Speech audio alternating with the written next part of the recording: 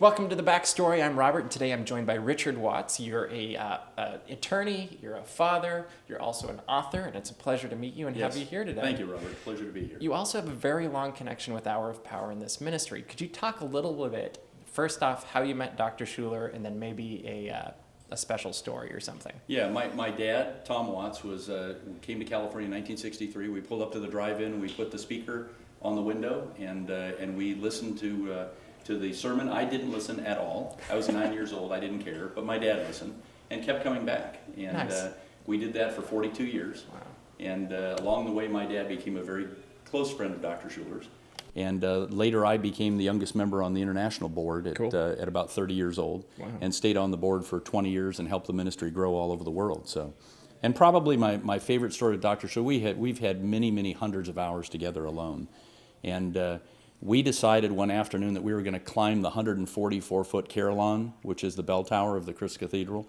And I was afraid of heights, but something I needed to do. So I went up the carillon, climbed it with his son-in-law and one of the youth pastors, and we got to the very top and climbed that last 25 foot. It starts to sway, and as I swayed, I could look over top of the Christ Cathedral, and I saw Dr. Schuller in his office, absolutely panicking that we were at the very top of this pole, 144 foot above the ground. And he brought us into the office and he scolded all of us, and I was in my 30s then. So That's very cool. And what was it like working with him? You know, he was an incredibly incisive, thoughtful person, very concerned about the long-term issues of Christianity. He really wanted to see this idea of Christianity spreading to common people rather than being something that was so formalized. And so his mission really was just to bring people into the church and let them go find their own church. That's awesome. So you have a book called Entitlemania. Yes. Talk a little bit about what it is and why'd you write it?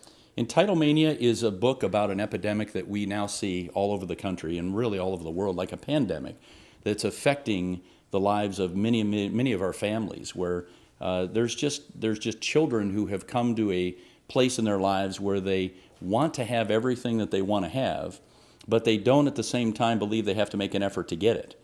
And the message there is this is really the fault of the parents. It really falls on we the parents. And Entitlemania talks about what the identifiers are of if you're creating those entitlement issues, which most of us are, and what to do about it. And the good news is that you can fix it at all ages.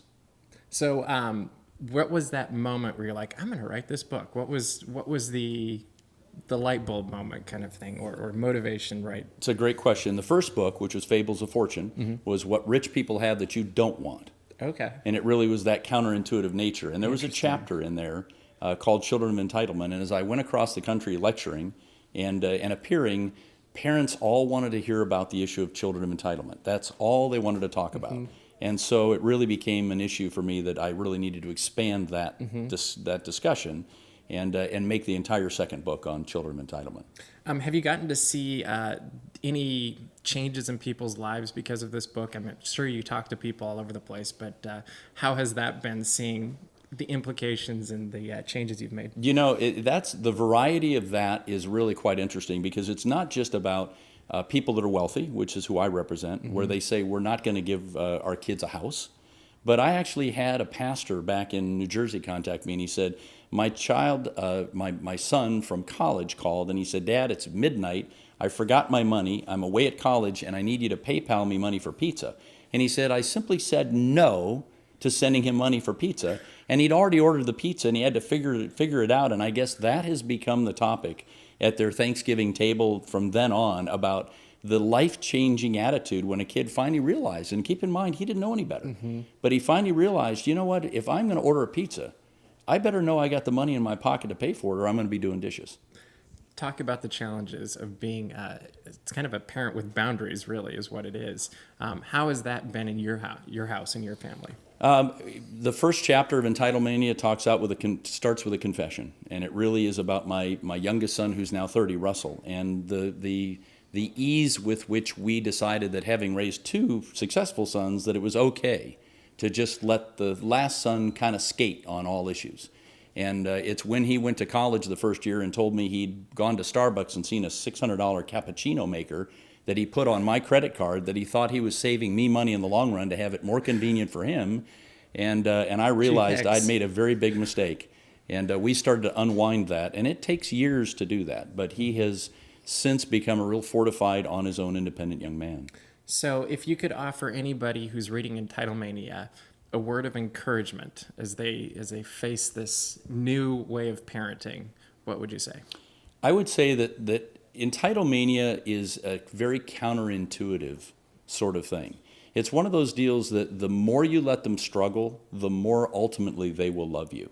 And if you can just bite down on a leather strap hard enough when it's hard for you to watch your child struggle of any age, and really let them find their own dreams, that they really do thank you later on. They come back afterwards and they say, thank you, Mom and Dad, for knowing better than I knew myself. Mm-hmm.